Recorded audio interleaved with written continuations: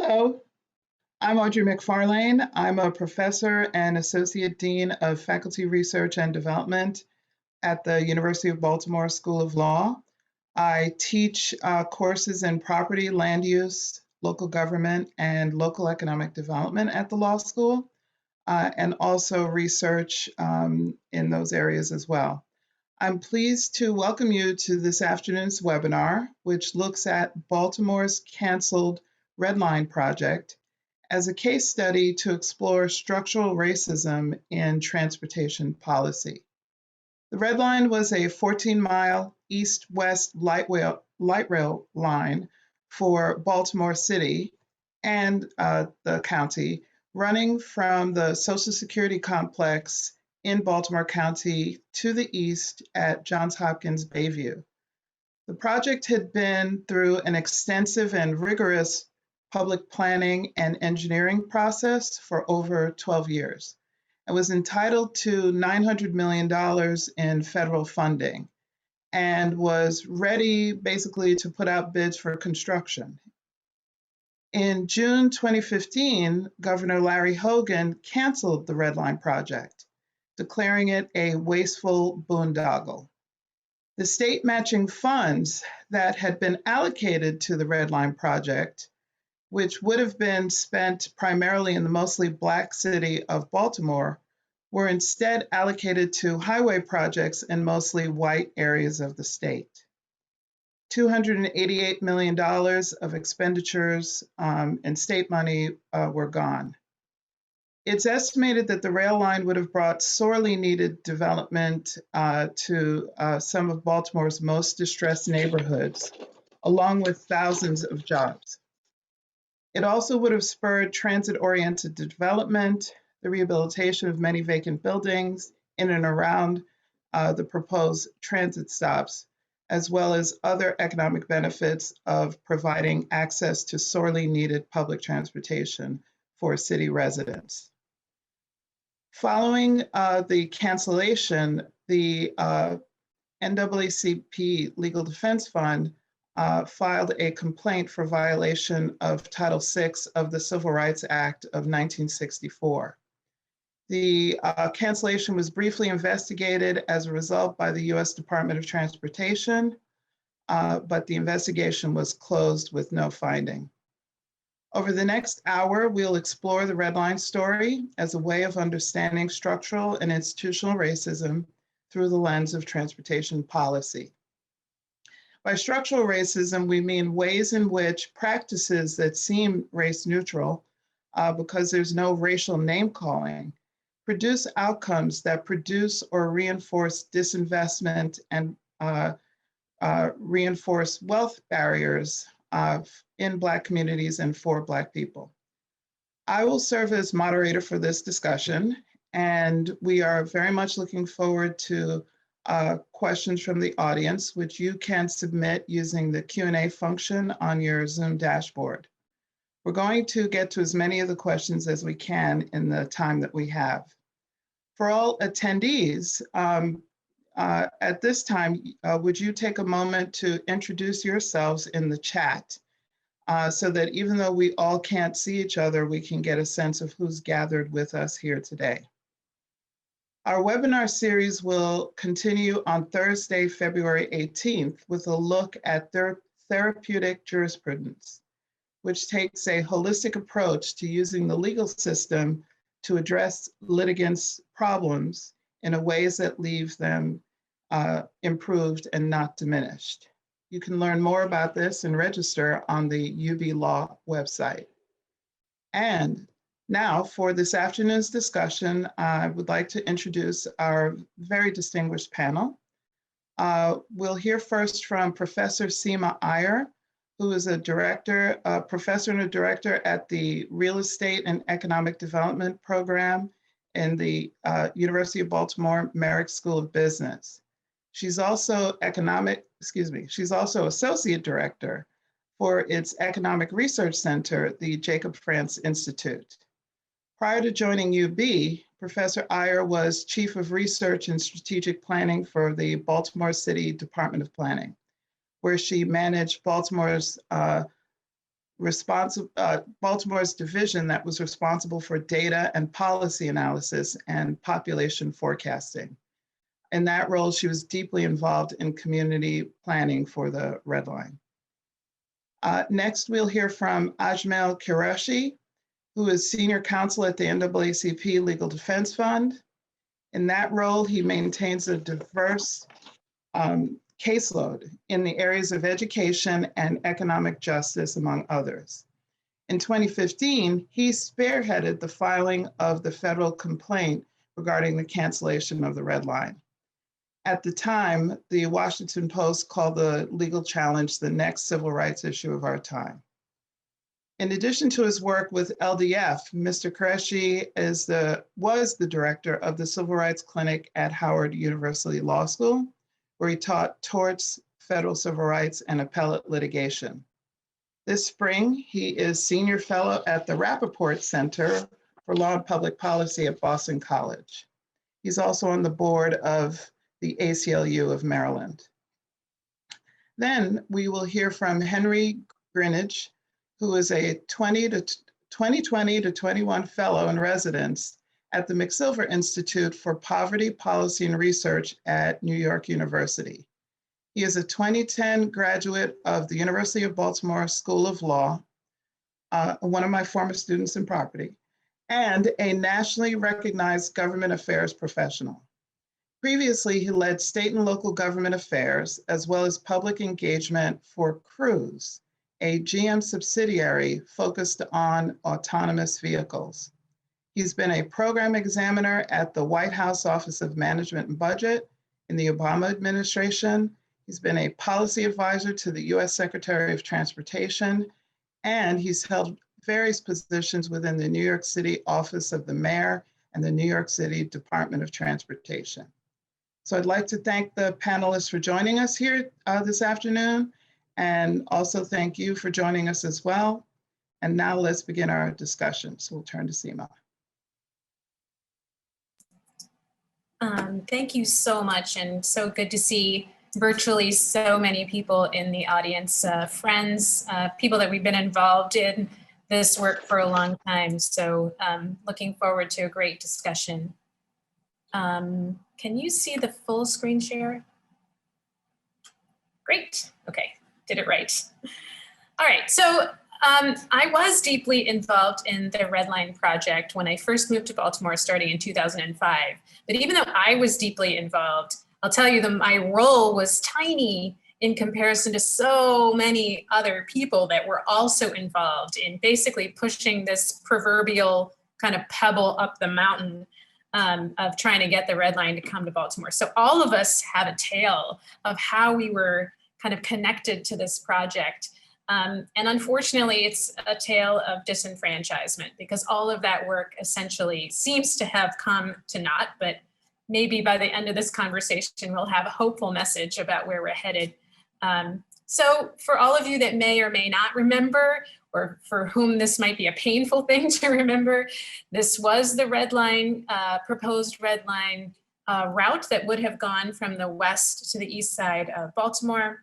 And you can see in this particular image, there were a few points where there would have been intermodal connectivity with the existing MARC line, a potential MARC line here at Bayview, the Metro and the light rail, which would have been so needed for us because our transit system is so disconnected right now. So in 2005, when I first got to Baltimore and took over that role as chief of research, my very first project was part of the planning process around the West Baltimore MARC, which would have been this great intermodal location for both the Red Line and the MARC line. There were talks about putting some train car locations and things that you could rehabilitate right in that area. So it would have been jobs and a much needed rehabilitation of the actual platform and area around the MARC station. So again, I know I'm talking to people that were much, much more involved even than I was, but I remember this is my first meeting in Baltimore in 2005, where the community with whom we were attempting to try and plan a station master plan gave a lot of pushback right? We were essentially the modern day planners of planning that had failed them 50 years ago, that created the highway to nowhere, that created the stop that led nowhere. And so there was a lot of community pushback. But over the course of 3 years, that's how long we spent in the West Baltimore Mark area trying to plan around the station, which is this platform picture here. Caddy Corner is this ice house, which has been vacant for decades, and then really envisioning what could happen in this space. And to be able to come after 3 years to some consensus with the community was an amazing opportunity in kind of reconciliation and community building in that area. And so very feel-good moment for us as a city. But that's actually one of just a few plans. These are all the plans that are available still on our own City Department of Transportation. And these are just plans. There's much, much more work that went on that I was personally involved in, thinking about economic development, how many people would get jobs along the Red Line, how many people might come to live along the Red Line if it gets, and all of these kind of calculations were being done in the back. But it was all with this thought after, 2 governors, 3 mayors, that this thing was coming to Baltimore. And for all of you that are here with us today, you might even mention if you were involved in any one of these plans. So thousands, you can imagine, thousands of people were involved at some point. So when the 2010 census came out, this a couple of years later, we found, now that I've moved over to the Baltimore Neighborhood Indicators Alliance at the University of Baltimore, that even though we lost population as a city, there were some neighborhoods that gained population, which is this blue area in the city. But notice that the gray area is where we continue to lose population between 2000 and 2010. And for those of us from Baltimore who know about Dr. Brown's coining of the phrase, the black butterfly, this is exactly the same pattern. It's gray here because they lost population, but these are also heavily, predominantly African-American parts of the city that happen to be grayed out in this particular map. But notice what is happening here in terms of the areas that are growing, which is the areas in blue. They have access to some artery to get in and out of the city. There's easy access. This is I-83, I-95, I-695.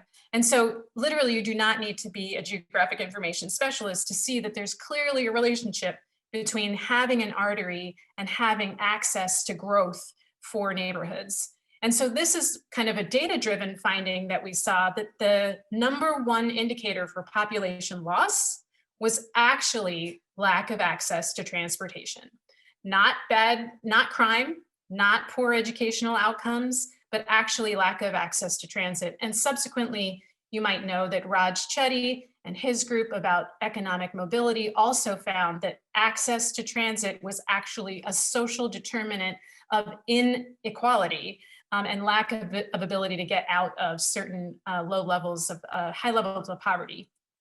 So the 45-minute commute time starting in 2010 became kind of our mantra, that we were going to try and address the 45-minute commute time. And notice right in the middle of our city, again, don't need to be a data specialist, but you can see where we have these high rates of commute times that would have run right along where the Red Line would have come, literally right along these areas, which have high commute times in the middle of our city.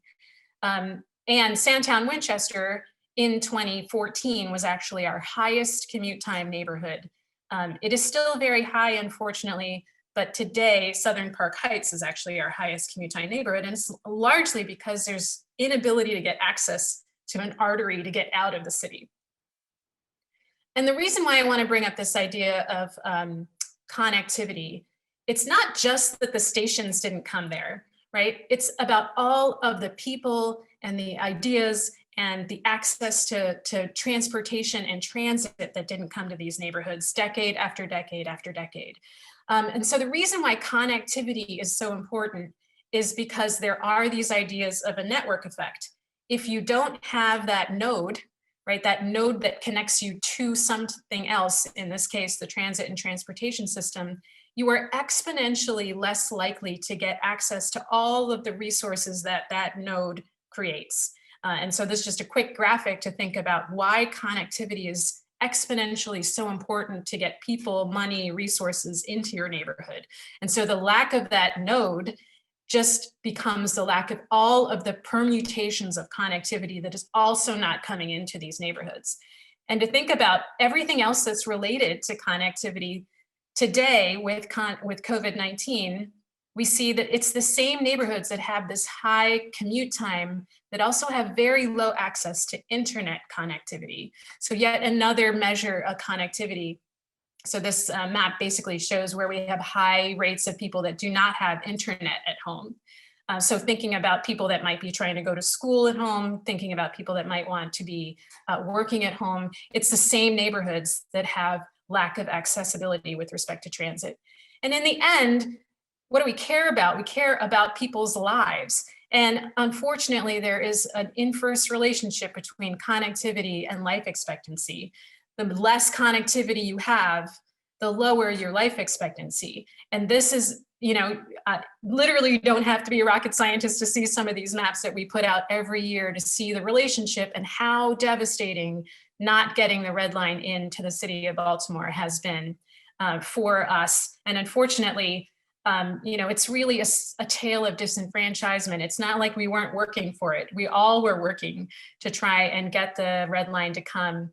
And so when the governor with one fell swoop was able to kind of kill the Red Line in 2015, which was such a devastating year for us after the loss of Freddie Gray, this particular op-ed was penned at 3:00 in the morning as soon as I heard, because it was just such a tragedy and such a blow to us all personally for having worked so hard and having it be killed the way it was. So that's, hopefully you get a sense of kind of the personal aspect as well as the data aspect and how disenfranchising this whole process has been. And I'll turn it over to my colleagues who will tell you much more.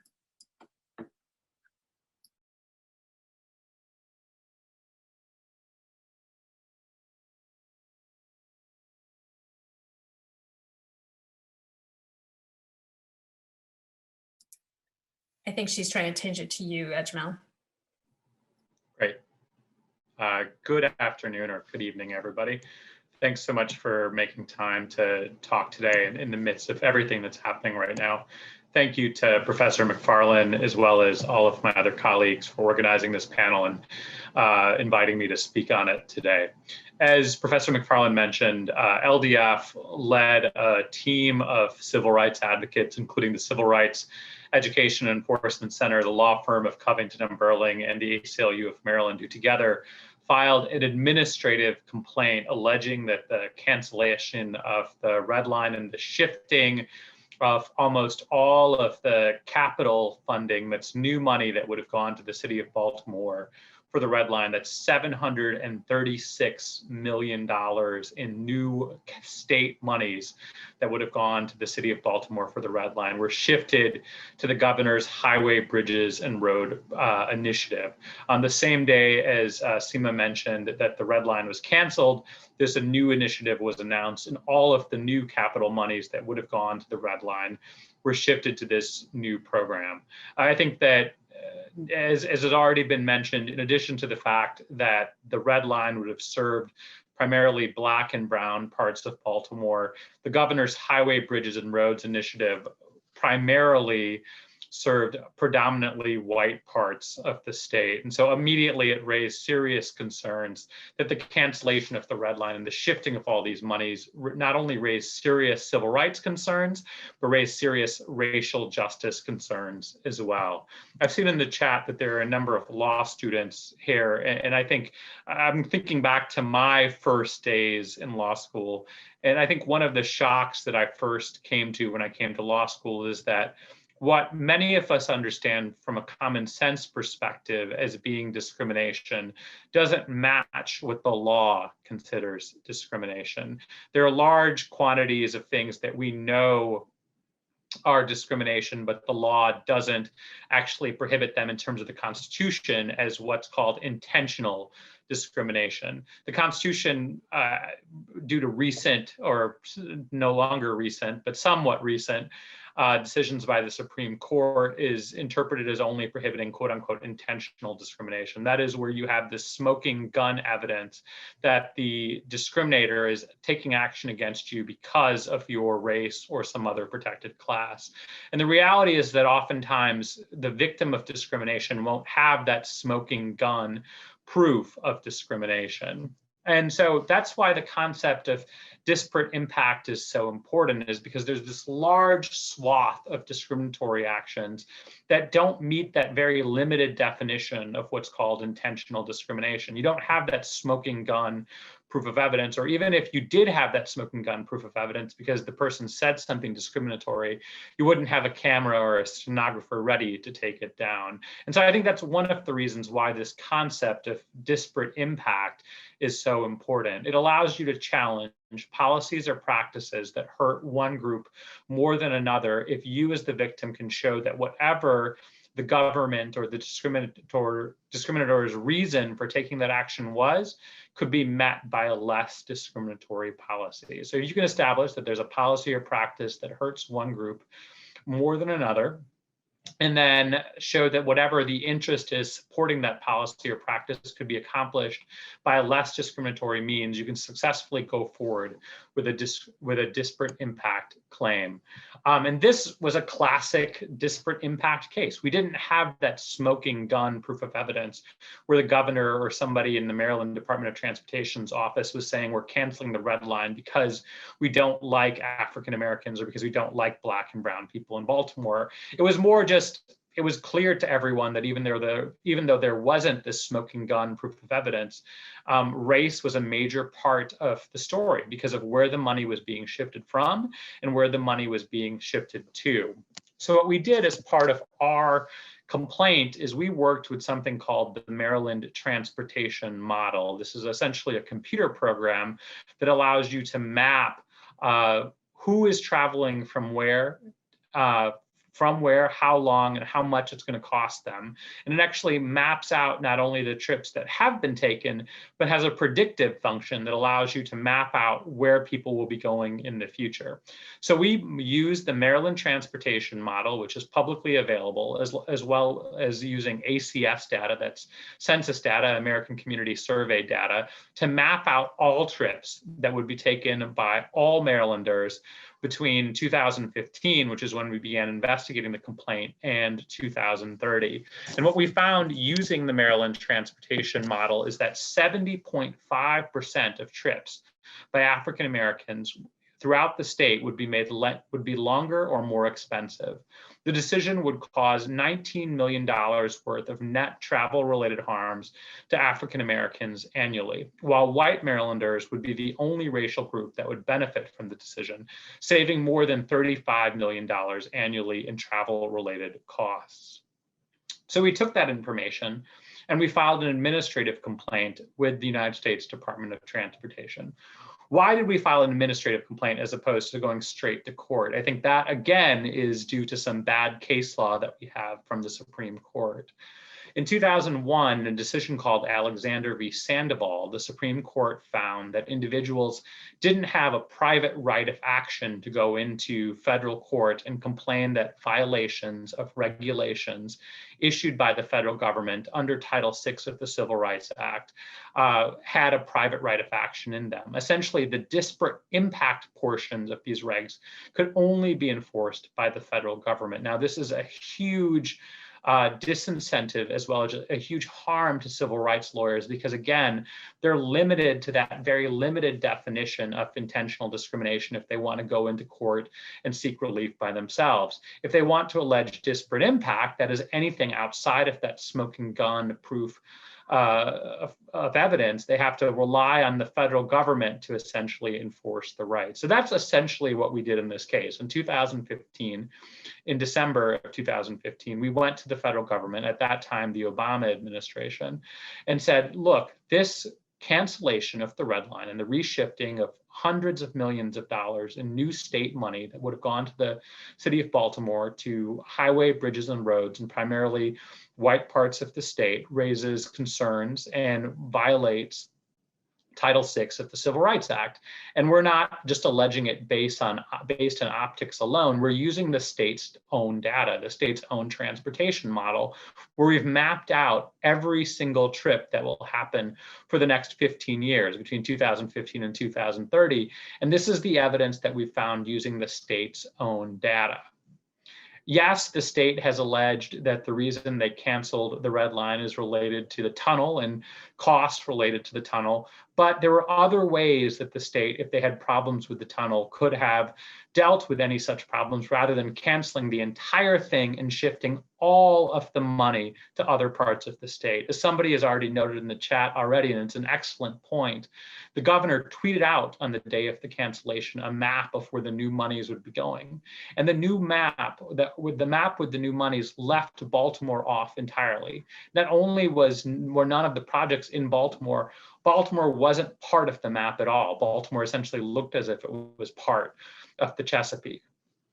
So a couple of things happened after we filed the complaint. First, the state came forward and they came forward with cover, a plan called the Baltimore Link program. And they said, hey, the Red Line was what they called a wasteful boondoggle. We're coming up with this new, more efficient Baltimore Link program. But what the link really was it was a rebranding of the bus network improvement program, which was a plan that was set to go into effect at the same time as the Red Line. So it wasn't any of the monies that would have gone to the Red Line. Instead, it was a plan that would have gone forward anyway, even if the Red Line had actually happened. So that was their main defense. They were relying upon the link. There were a couple of other problems with the link, which I won't go into in great detail, but for most of the money that was going to go to the link, or that ended up going to the link, wasn't state money. It was money that was already going to the city in other ways. And there were a number of portions of the link that hadn't been funded at all. The link relied heavily on the creation of bus-only lanes throughout the city, and those were the things that the city would have to fund by themselves. Long story short, and I'll be happy to talk more about the complaint and the life of the complaint, the Obama administration, on its last day in office in January of 2016 or 2017, made some preliminary findings. It noted that the state had not done any racial disparate impact analysis before canceling the Red Line, and it appeared, based on their preliminary investigation, that African Americans had been disparately impacted by the cancellation of the Red Line and the reshifting of funds to other parts of the state. Fast forward to about 6 months after that, to July of 2017, shortly after the new administration came into office at DOT, they closed the complaint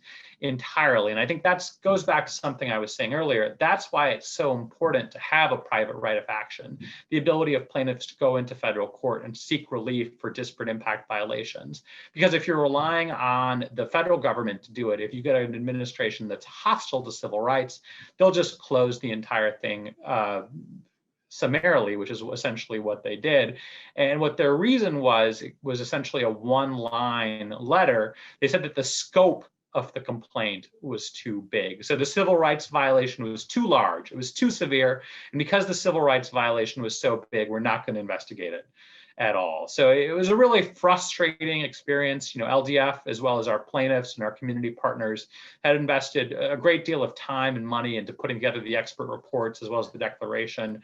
I'll put a link to our report as well as the complaint in the chat, and to have it summarily dismissed just because we had an administration that was hostile to civil rights was extremely frustrating. Thanks for your time and look forward to your questions. Thanks, Ajmal.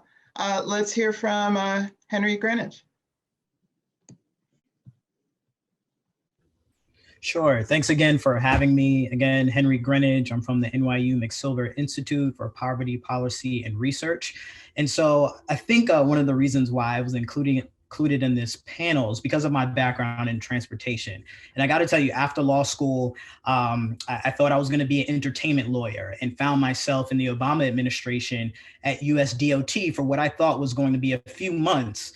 But I quickly discovered the role that transportation and mobility plays in the lives of African Americans. And during the course of that time, I learned about the history of transportation and mobility and how close it was to the housing industry, and how the housing industry was in this country was started basically under a racist sort of regime. You have concepts that are very familiar to folks like redlining and how that policy evolved over time. And transportation is very closely linked to that. We know how racism has influenced many other policy areas. We understand that its impacts to housing, criminal justice, and the need for reform and education. Those topics have been top of mind for quite some time now. But I think what does not get talked about enough is transportation, and how our transportation infrastructure was built on a foundation that was faulty. And so when you have a faulty foundation, do you continue to build on top of it, or do you tear the whole thing down and start from scratch? And so I think what this project really illustrates is what was happening in this country for some time. If you look at the civil rights movement, at the core of what folks were really seeking was the ability to travel and commute for better access to jobs and opportunities. And that was constantly being denied for people of color using the existing laws. If you fast forward to today, essentially what's been happening over the last few months after the killing of George Floyd is the term equity has come into our narrative, and folks are fully understanding what it means to be Black in this country, and how different facets of African American life have been affected by racism, right? I think, you know, I'm optimistic moving forward because transportation professionals for the first time are really taking a step back at projects like this and saying, okay, we have a project and there's a benefit cost analysis. It may be more cost effective to do something else, but what is the impact on people of color? How does it help us address some of the racism that exists in our past? Fast forwarding to the Biden administration, what you've got now is you've got policy professionals who were very active in the transportation space during the Obama administration. And I think what they tried to do back then is really take a look at issues like accessibility, livability, and walkability of communities, and really try to embed that into their planning processes. But what they didn't do is take a look at how racism plays a part in their planning. And I think now they're going to take a stab at trying to address that through policy. We know that this country needs an infrastructure bill. The last administration did a lot of infrastructure days, but really didn't come up with a comprehensive infrastructure plan. This administration is going to do that, but they're also going to take a look at how racism has impacted the whole system, and they're specifically going to look at transit. Transit in particular is an interesting nut to crack just because of who actually uses it. If you look at cities across America, it's predominantly people of color using transit to get to and from work every single day. And if you take a look at a lot of these routes, for example, the bus routes, many of these bus routes have not been changed since the 50s and 60s. And they were constructed in a way to really prevent Blacks and other people of color from moving to centers of economic opportunity. And so we need to take a look comprehensively at the transit system. And most folks don't understand how it plays a part in how we live, work, and play today.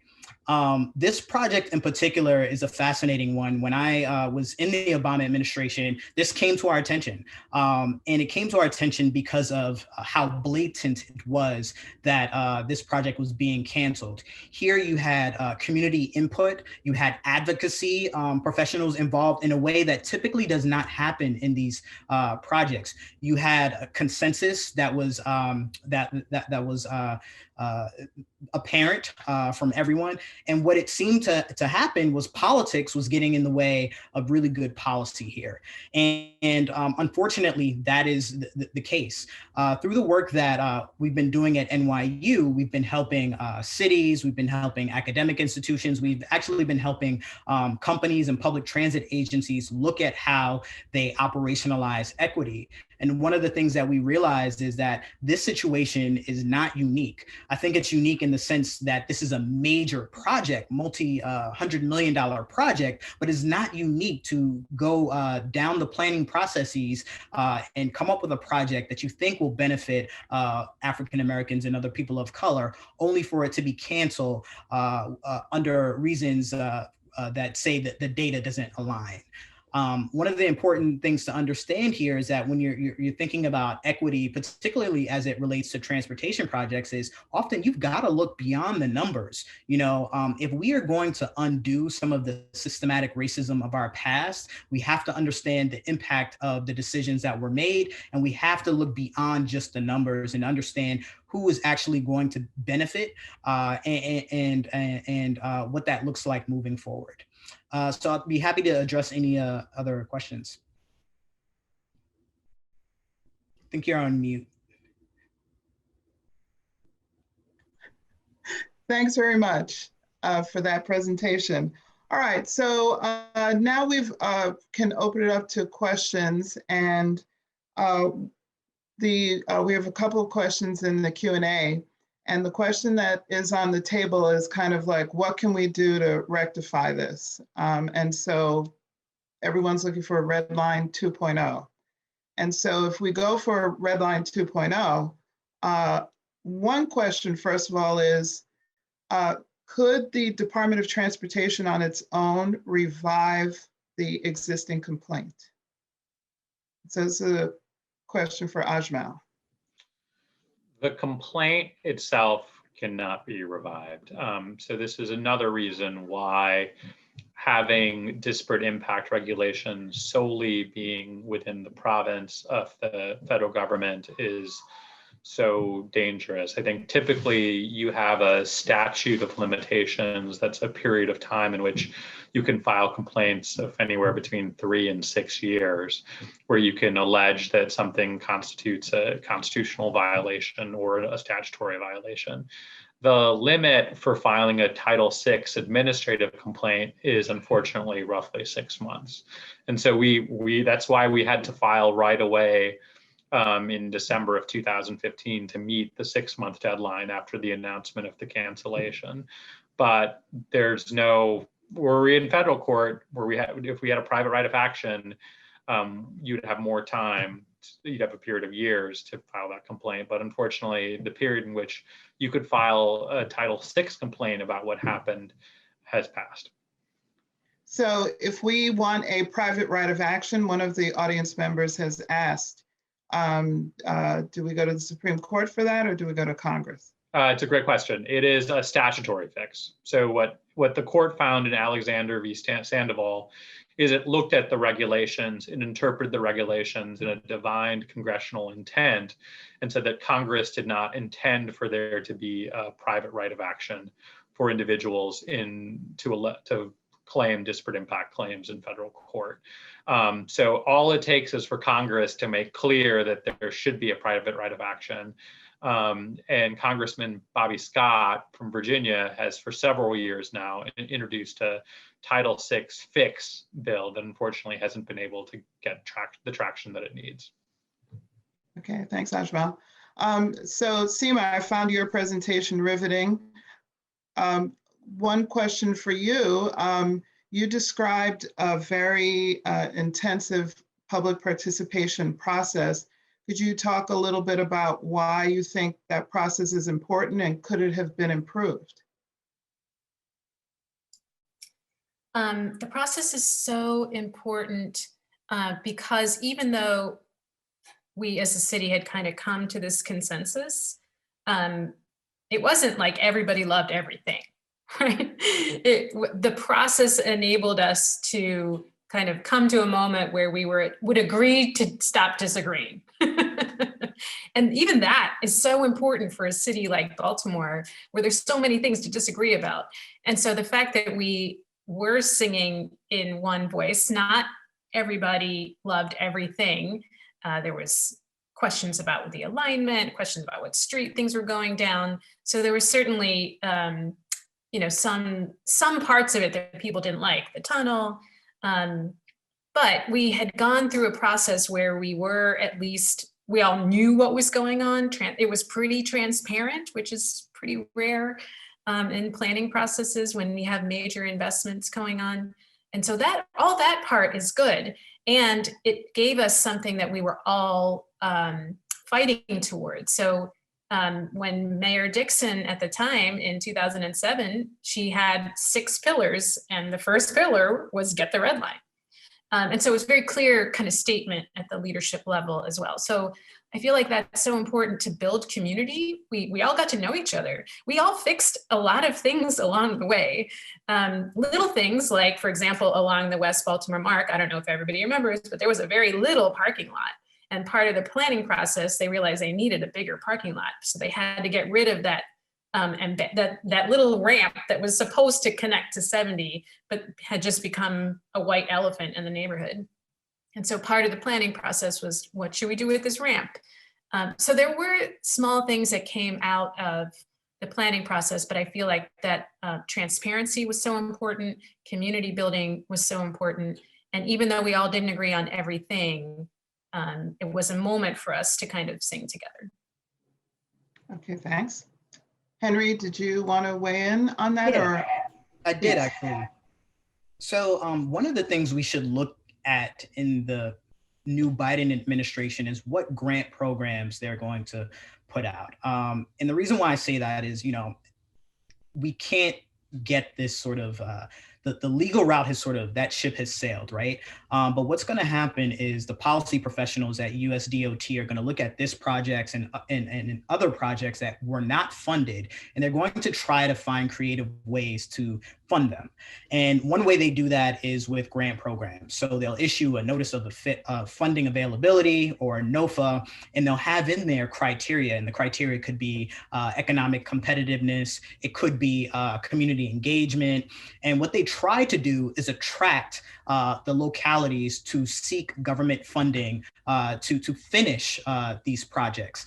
Now, I think this is unique because I think in this case, the project sponsor would be the state of Maryland. And so with the governor's role, it's unclear if it would get past him.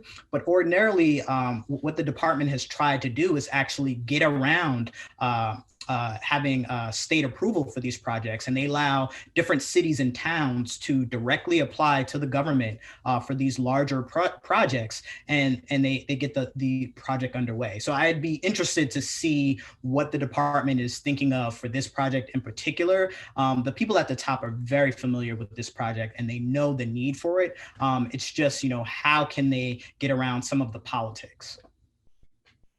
Okay.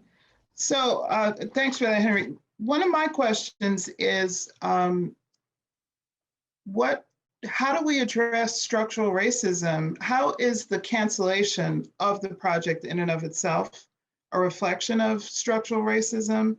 And do we need to face that, or are we just going in to fight the same battle again?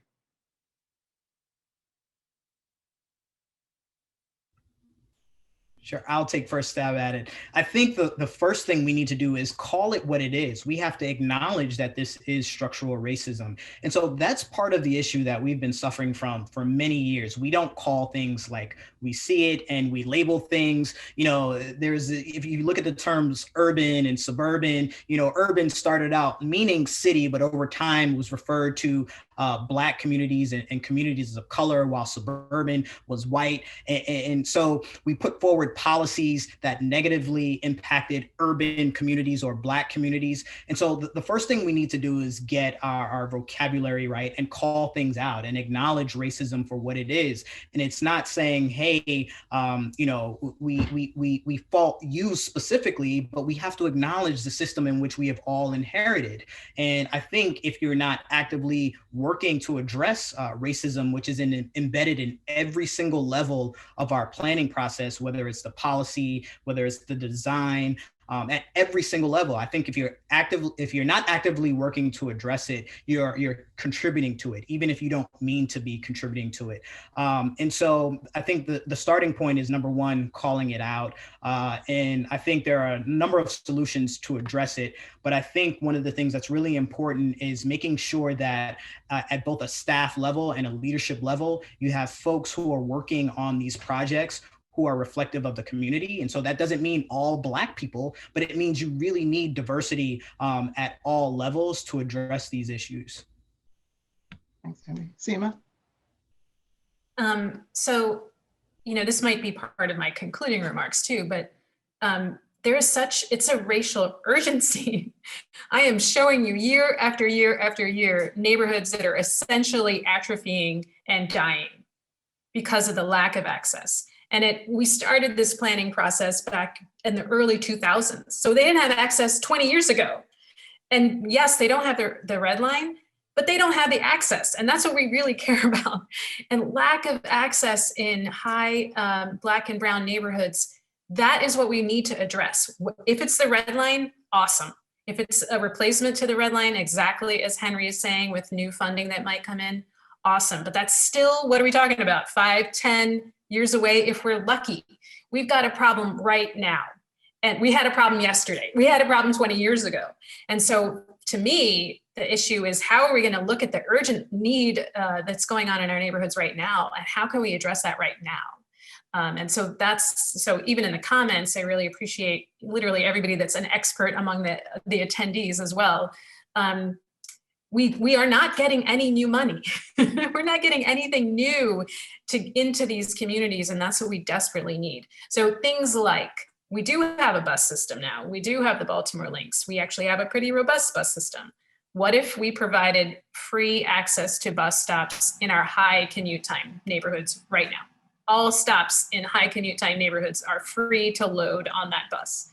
It would actually speed up the time. I don't have a price tag on it. Maybe others in the audience might know what the price tag is, but that's a way to undo some of the injustices that have been occurring in the past right now, because we can do it right now, because the buses are already there, the bus stops are already there, and the need is so clear. That's what I'd like to see happen. So I agree with everything that's been said by Seema and Henry. And in addition to that, I'll add a couple of things. First, ultimately, the cancellation of the red line was a political decision, and that it was a decision made by one person and his close advisors, and that's extremely problematic. So that means two things. One, it ensures that in the next gubernatorial election, ensuring that whoever the candidates are prioritizing the transportation needs of Maryland's and Baltimore's Black and brown communities. And they have, because ultimately whoever gets elected governor is going to appoint the people who are in charge of the Maryland DOT as well as the Maryland Transportation Agency, and will have tremendous power over making sure that these decisions are made the right way and prioritize the right communities. So I think that's number one. Second, it's problematic from a structural perspective that they have so much power. So I think to the extent that there are options and legislation that would cap or check the power of the governor or whoever is in Annapolis to make those decisions and ignore the communities in Baltimore, those are solutions that need to be explored. And I've pasted into the chat a report that was done by the Center for Transportation, critiquing Maryland's structure of transit financing. It's very wonky, but it seems like if you really want to address structural racism, we need to look at the structures of the way we make decisions that allows the arbitrary decision that was made in this case.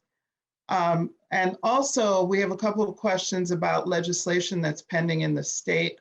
Brooke Learman has a Transit Safety and Investment Act pending. And also, there's a mention of another piece of legislation that's been introduced. So there seems like there is some activity taking place at the state. Are any of you familiar with these pieces of legislation? I can speak to Delegate Lehrman's bill, which Delegate Lehrman was a valuable advocate and partner in the fight for the Red Line.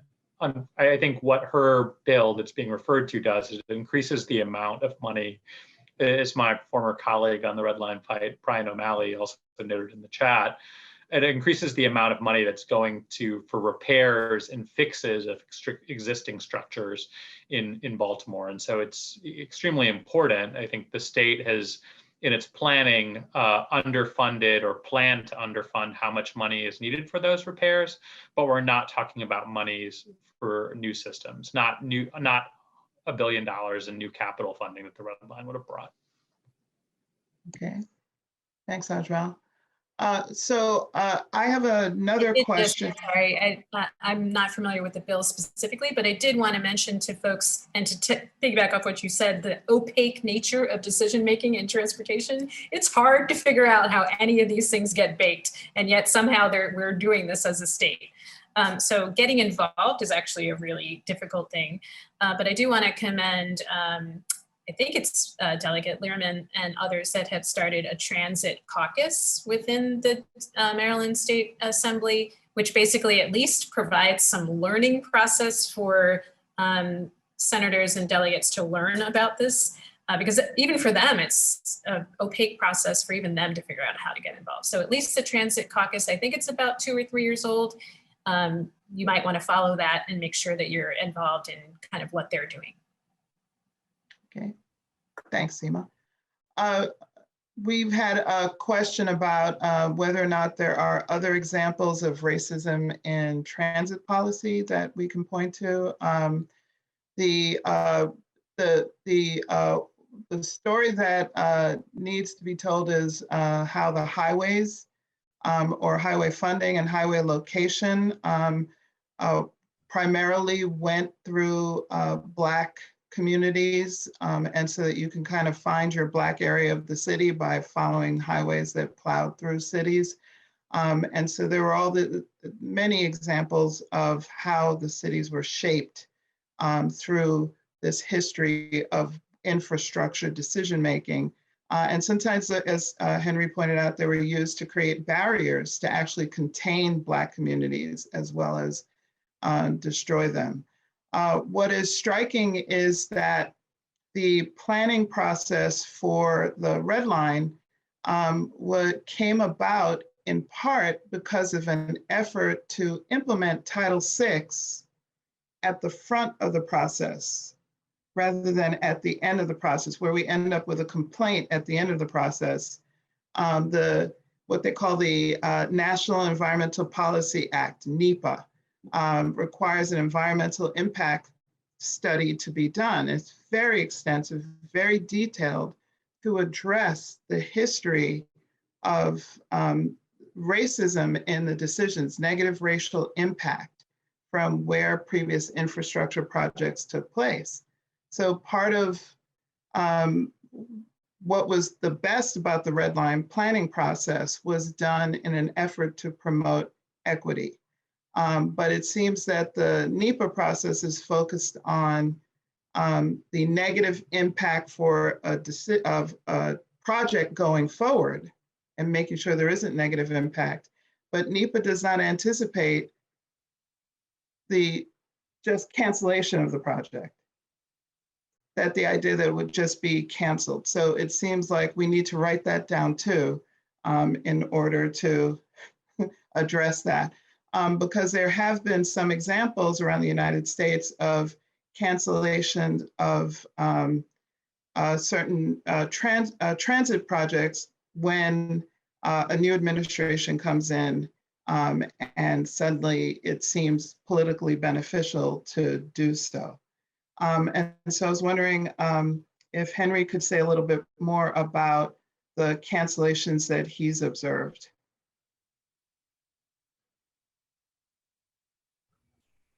Sure. Just wanted to note that I put an article in the chat from the 1619 project The title of it is "What Does a Traffic Jam in Atlanta Have to Do with Segregation?"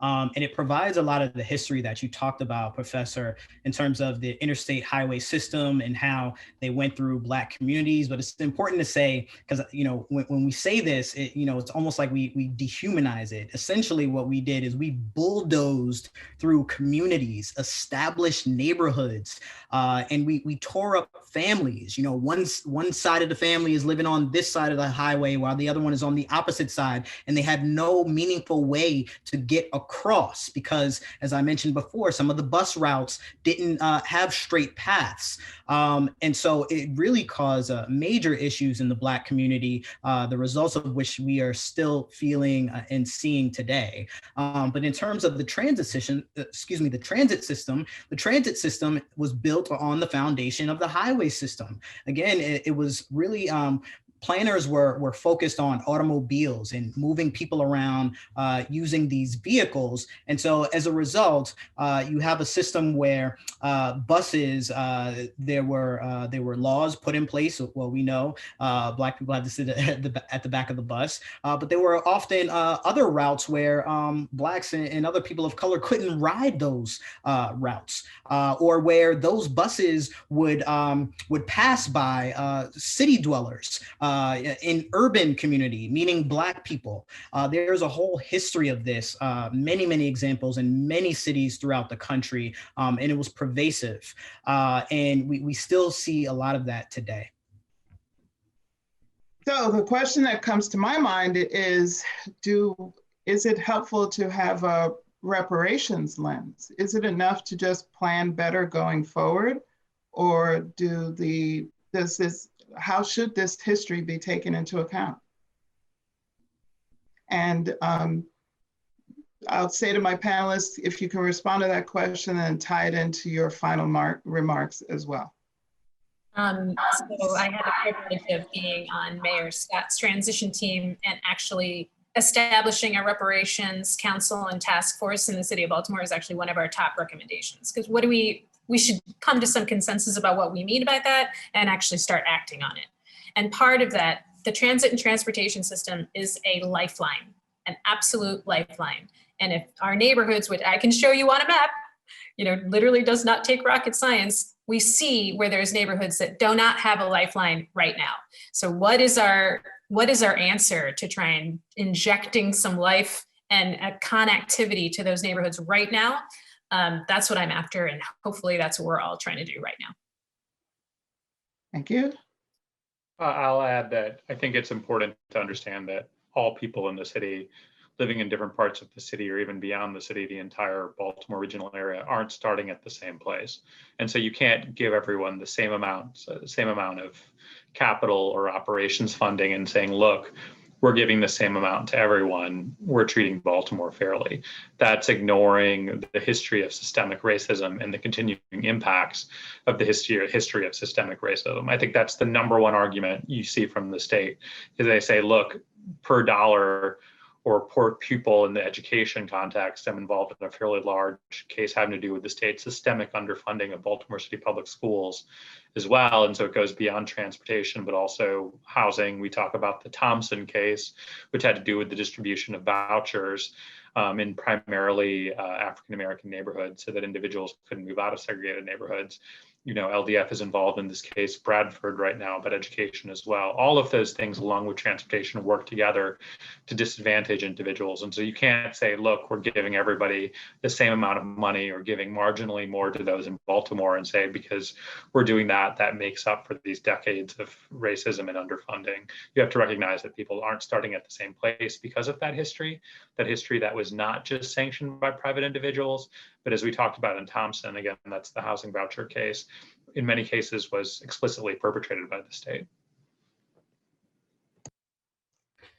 I absolutely believe in reparations. I believe that unfortunately, the term reparations has negative connotations, and it shouldn't be that. I think there have been a number of missed opportunities.